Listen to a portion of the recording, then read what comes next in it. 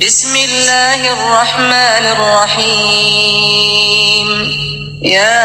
পৃথিবীর মানচিত্রে মাথা উঁচু করে দাঁড়াবে এমন একটা বাংলাদেশ আমরা চাই। মোহাম্মদ সেলিম উদ্দিন জন্মস্থান আর বেড়ে ওঠা বিয়ানীবাজার উপজেলায়। ছাত্রজীবন থেকে তিনি মেধাবী চৌকস ছাত্র ছিলেন। বাল্যকাল থেকে তিনি ছিলেন রাজনীতি নিয়ে সচেতন এবং মানবদরদী। তার দাওয়াতি কাজে অসংখ্য মানুষকে আকৃষ্ট করত দিনের পথে। শৈশব থেকে যখন আমি বুঝেছি তখনই মসজিদে যেতাম, নামাজ পড়তাম এবং অন্য বন্ধুদের সাথে মিশতাম। চেষ্টা করতাম যারা নামাজ পড়ে না তাদেরকে নামাজের দিকে দাওয়াত দেওয়ার জন্য, যারা কোরআন জানে না তাদেরকে কোরআন শেখানোর জন্য, এবং চেষ্টা করতাম যেখানেই যেতাম সেখানে বন্ধু খোঁজার চেষ্টা করতাম। নতুন নতুন বন্ধু খুঁজে তাদের মধ্যে কিভাবে ইসলামী আলোচনা করা যায় সেজন্য চেষ্টা করতাম। ছাত্র রাজনীতির নানান ধাপ অতিক্রম করে মোহাম্মদ সেলিম উদ্দিন 2004-05 সালে দক্ষিণ এশিয়ার সর্ববৃহত্তম ছাত্র সংগঠন বাংলাদেশ ইসলামী ছাত্র শিবিরের কেন্দ্রীয় সভাপতি থেকে ছাত্র সমাজের নেতৃত্ব দিয়েছেন। পেয়েছেন লাখো মানুষের ভালোবাসা ও দোয়া। এরই মধ্য দিয়ে তার পরিচিতি দেশ ও বিদেশে ছড়িয়ে পড়ে। ছাত্রদের মানস ও চরিত্র গঠন, প্রতিভা বিকাশ, দেশ গড়ার কাজে অধিকতর যোগ্যতা ও দক্ষতার অধিকারী হওয়া ইত্যাদি সামনে রেখে একটি গঠনমূলক আদর্শিক সংগঠন হিসাবে ইসলামী ছাত্র শিবিরের যাত্রা শুরু হয়।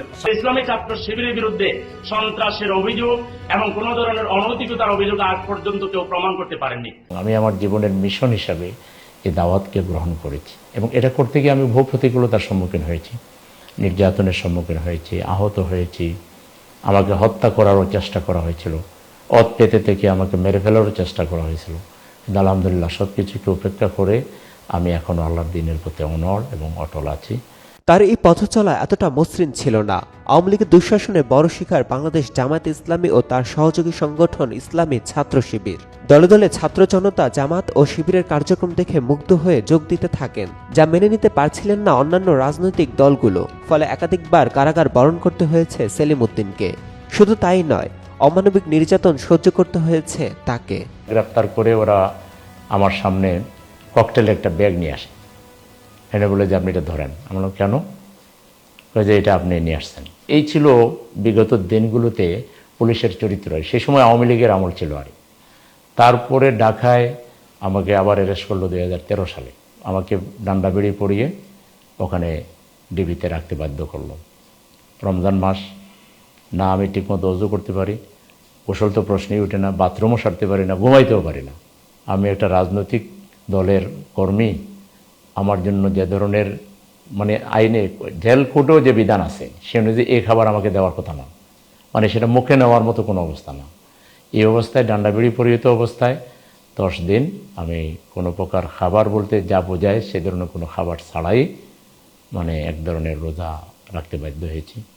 তারপরে তো আমাকে কেরানীগঞ্জের কারাগারে পাঠানো হলো।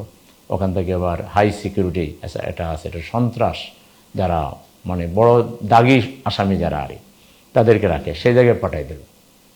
সেখানে 1 সপ্তাহ থাকার পর আবার রিমান্ডে আমাকে নিয়ে আসলো। রিমান্ড থেকে আবার আমাকে কেরানীগঞ্জের কারাগারে পাঠালো। কেরানীগঞ্জ থেকে আবার আমাকে কাশিমপুর 2-এ পাঠালো। এইভাবে আবারও প্রায় 10 মাস আমাকে তারা কষ্ট দিয়েছে। কোনো বাধাই তাকে সত্যের পথ থেকে বিচ্যুত করতে পারেনি, বরং তার জনপ্রিয়তা আরও বেড়েছে। যা পবিত্র কোরআনের সূরা আল ইমরানের 26 নম্বর আয়াতে আছে, আল্লাহ যাকে ইচ্ছা সম্মান দান করেন এবং যাকে ইচ্ছা লাঞ্ছিত করেন। 2022 সালে ভারত থেকে ধেয়ে আসা পানিতে ডুবে যায় সিলেটের পদঘাট লোকালয়। এমন পরিস্থিতিতে আমিরে জামাত ডাক্তার শফিকুর রহমানের নেতৃত্বে স্বৈরাচার আওয়ামী লীগের রক্তচক্ষু উপেক্ষা করে জনদরদী নেতা মোহাম্মদ সেলিম উদ্দিন ছুটে আসেন বানভাসী মানুষের পাশে দাঁড়াতে। এই সময় অন্তঃসত্ত্বা নারী থেকে শুরু করে পুরুষ মহিলা উভয়ের জন্য খাদ্য ও চিকিৎসা সেবা সহ প্রয়োজনীয় সামগ্রী বিতরণ কর্মসূচি অব্যাহত রাখেন। আপনারা জানেন যে আমরা সব কাজ ডাইরেক্ট দলের নামে করি না, আমাদের কিছু সিস্টার কনসার্ন প্রতিষ্ঠান আছে। আমরা যাতে এই কাজগুলোকে লোক দেখানো কাজ মানুষ মনে না করে, এজন্য আমাদেরই ভাই তারা অন্য নামে অন্য সংস্থার নামে কাজ করেন, তাদেরকে দিয়ে আমরা নেপথ্যে থেকে সহযোগিতা করে আমরা ব্যাপক সংখ্যক গড় বাড়ি গোলাপগঞ্জ বিয়ানীবাজারে বিনির্মাণ করে দিয়েছি। জনগণ জানে যে এগুলো কারা করেছে। এর পিছনে আমার সহযোগিতা ছিল, আমার উদ্যোগ ছিল। বজ্রঝড়ে শিলাবৃষ্টিতে দিন এনে দিন খাওয়া গরিব মানুষের বসতবাড়ি ভেঙে তছনছ হয়ে যায়। এ সময়ও জননেতা মোহাম্মদ সেলিমউদ্দিন সহযোগিতার হাত বাড়িয়ে দিলেন দুঃখিনী অসহায় মানুষের পাশে। প্রত্যেকের বাড়ি মেরামতের জন্য ঢেউটিন বিতরণ ও আর্থিক সহযোগিতা কর্মসূচি চালু করেন। শিলাবৃষ্টি হলো গোলাপগঞ্জ বেনিবাজারের অসংখ্য গড় বাড়ি, একেবারে গড় থেকে আকাশ দেখা যেত, এরকম টিন নষ্ট হয়ে গিয়ে ঘরের ভিতরেই শিলাবৃষ্টি পড়েছে, শিলা পড়েছে। তো সেখানে আমি তাৎক্ষণিকভাবে গিয়েছি এবং সেখানে তাৎক্ষণিক সহযোগিতা করেছি। আবার ডেউটিন কিনে দেওয়া থেকে শুরু করে ঘরবাড়ি নির্মাণ করে দেওয়া থেকে শুরু করে আমি সহযোগিতা করেছি। শুধু তাই নয়, নদী ভাঙন রোধে কি কি পদক্ষেপ নেওয়া যেতে পারে তা তিনি পরিদর্শন করে আলোচনা করেন সর্বস্তরে। এভাবেই তাকে খুব কাছ থেকে দুর্যোগে পাশে পাওয়া যায়, কেননা বাংলাদেশ জামায়াতে ইসলামীর অন্যতম প্রধান কাজ জনসেবামূলক কাজে নিজেকে বিলিয়ে দেওয়া। তাছাড়া অগ্নিকাণ্ডের মতো ঘটনাগুলোতেও তিনি নিজে পরিদর্শন করে সহযোগিতা করেন। শীতকালে শীতার্ত মানুষের মাঝে কম্বল বিতরণ সহ সেবামূলক কাজ করেন। জনবান্ধব এই নেতা মনে করেন শিশুদের মেধা বিকাশের জন্য প্রয়োজন সুস্থ বিনোদন। তার জন্য তিনি একাধিক টুর্নামেন্ট উদ্বোধন করেন, সেই সাথে খেলাধুলার বিভিন্ন সরঞ্জাম বিতরণ করেন। এছাড়া কিশোর কিশোরীদের মধ্যে নৈতিক শিক্ষা বিস্তার করতে কোরআন প্রতিযোগিতার একাধিক আয়োজন করেছেন এই নেতা। ক্রিকেট, ফুটবল, ব্যাডমিন্টন এবং তারা আমাকে অনেকগুলো দাবিও জানিয়েছে। আমি বলেছি যে ভালো ভালো খেলার মাঠ করে দিব এবং ক্রিকেট সহ বিভিন্ন খেলার যে উপকরণগুলো লাগে, যেগুলো দরকার হয়, এগুলো তাদের জন্য আমি করে দেব। এবং যুব সমাজ অলরেডি আমার সাথে তারা দারুণভাবে মিশে গেছে। আমি বিশ্বাস করি যুব সমাজকে সাথে নিয়ে বিয়ানীবাজার গোলাপগঞ্জে ওদের যা চাহিদা, তাদের এবং তাদের পরের প্রজন্মের জন্য যা কিছু দরকার, সেগুলো আমরা একসাথে মিলে করবো ইনশাআল্লাহ। তথ্য প্রযুক্তির যুগে আইসিটির ব্যাপক চাহিদা রয়েছে বর্তমান সময়ে। এই বিষয়ে অন্তত হাজারখানেক যুবককে আইসিটি প্রশিক্ষণের ব্যবস্থা করেছেন জননেতা মোহাম্মদ সেলিমউদ্দিন। তার আইটি থেকে প্রশিক্ষণ নিয়ে এখন সবাই দেশ বিদেশে বিভিন্ন প্রতিষ্ঠানে সুনামের সাথে কাজ করে যাচ্ছে। শুধু তাই নয়, যুব উন্নয়নের জন্য সেলিমউদ্দিনের নেতৃত্বে বিভিন্ন বিষয়ে কারিগরি শিক্ষা, ভাষাগত দক্ষতা বৃদ্ধি ও ড্রাইভিং প্রশিক্ষণ নিয়ে কাজ করে যাচ্ছে বহু মানুষ। বেকারত্ব মোচন করতে এই নেতার রয়েছে নানান বৃহত্তর পরিসরের পরিকল্পনা। এছাড়া সিলেট ৬ আসনকে কেন্দ্র করে হাসপাতাল সহ বিভিন্ন সেবামূলক প্রতিষ্ঠান গড়ে তোলার লক্ষ্যে কাজ করে যাচ্ছে এই নেতা। আমার প্ল্যান আছে বিয়ানীবাজার গোলাপগঞ্জে এরকম একটা প্রতিষ্ঠান গড়ে তোলা, যেখানে আইসিটি শিক্ষা দেওয়া হবে, ভাষা শিক্ষা দেওয়া হবে, বিভিন্ন টেকনিক্যাল শিক্ষাগুলো, ভোকেশনাল ট্রেনিং যেগুলো আছে, এগুলো দিয়ে আমরা আমাদের বেকার যুবকদেরকে দেশে এবং বিদেশে পুনর্বাসিত করতে পারবো। এই পরিকল্পনা আমাদের আছে। ইতিমধ্যে বিয়ানীবাজার ও গোলাপগঞ্জের অধিকাংশ যুবকদের কাছে তার গ্রহণযোগ্যতা দিন দিন বৃদ্ধি পাচ্ছে। সে সাথে নবীন, প্রবীণ ও বিশিষ্টজনদের নিকট আস্থার প্রতীক হয়ে উঠছে জনবান্ধব নেতা সেলিমউদ্দিন। তাই এখন সাধারণ মানুষ মনে করেন বিয়ানীবাজার, গোলাপগঞ্জ তথা সিলেট ৬ নির্বাচনী আসনের যোগ্যতম ব্যক্তি হচ্ছেন মোহাম্মদ সেলিমউদ্দিন। এক নম্বর ব্যক্তি হিসেবে সেলিমউদ্দিন সাহেবকে মূল্যায়ন করা উচিত। যে দাবিগুলি আছে, দাবিগুলি স্বল্প সময়ের ভিতরে উনিই পূরণ করতে পারবেন। ওনার মধ্যে এই বৈশিষ্ট্যটা আমি লক্ষ্য করছি। সবাই একমত হইয়া ওনাকে জয়যুক্ত করিয়া জামাত থাকি আমরা জনগণের ন্যায্য অধিকারটা দাবি করার আশাবাদী। আমার যে এলাকায় যে একটা নেত্রী হার হইব, ওটা যোগ্য কি না যোগ্য, যে যোগ্য হইব আমি তারে ভোট দিয়া দিই। আর ইসলামী দল আমরা চাই খেল লাগি যে একবার ইসলামের শাসন খলক 5 বছর দেখক, সব তো দেখছে, তারাও দেখিলাম। একজন নাগরিক হিসাবে আমার এলাকার জনগণের প্রতি আমার একটা দায়বদ্ধতা আছে, ভালোবাসা আছে। আর আমার এলাকার জনগণও আমাকে খুবই ভালোবাসে। আমি অবাক হই যে আমি কোনো এমপিও না, কিন্তু এত বেশি আমার এলাকার লোকজন আমার সাথে যোগাযোগ রাখে, সেটা বুঝি যে লোকেরা আমাকে ভালোবাসে এবং তারা আমাকে প্রত্যাশা করে। মোহাম্মদ সেলিমউদ্দিন কেবলমাত্র তার এলাকার মধ্যেই সীমাবদ্ধ নয়, তার ব্যাপক জনপ্রিয়তা রয়েছে ঢাকা মহানগরীতে।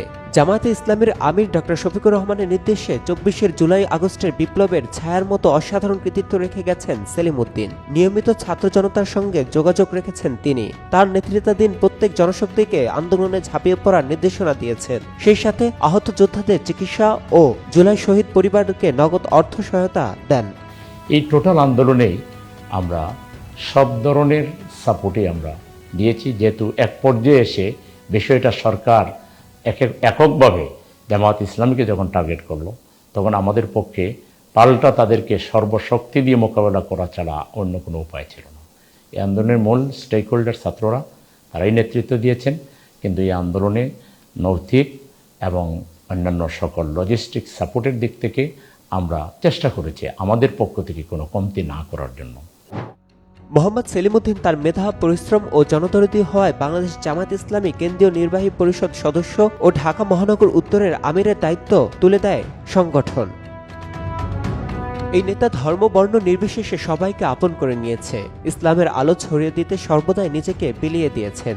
তার নেতৃত্বেই গড়ে উঠতে পারে দুর্নীতি, মাদক, ইভটিজিং ও সন্ত্রাসমুক্ত মানবিক সমাজ, যা নিরাপদ নগরী হিসেবে গড়ে তুলতে কার্যকর ভূমিকা রাখবে।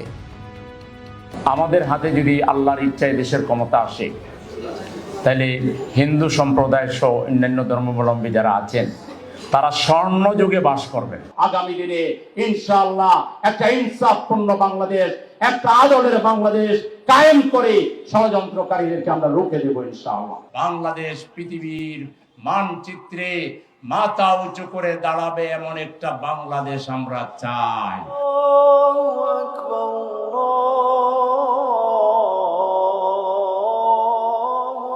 হে আল্লাহ, আপনি আমার একমাত্র সাহায্যকারী। আপনি আমার মনের সব কথা জানেন। আমি যেন কখনো আপনার দেখানো পথ থেকে সরে না যাই। আমি আমার জীবন দিয়ে হলেও দিনের পথে যেন অটল থাকি। আমার প্রিয় সংগঠনের যেই কাজ মানব সেবা, সেটা যেন পুরোপুরিভাবে পালন করতে পারি। এই পৃথিবীতে হয়তো থেকে যাব না, থেকে যাবে আমার ভালো কাজগুলো। হে আল্লাহ, আপনি আমাকে সহযোগিতা করুন। আপনি যে আমানত দিয়ে পাঠিয়েছেন তা পরিপূর্ণভাবে ঈমানের সাথে পালন করার তৌফিক দান করুন।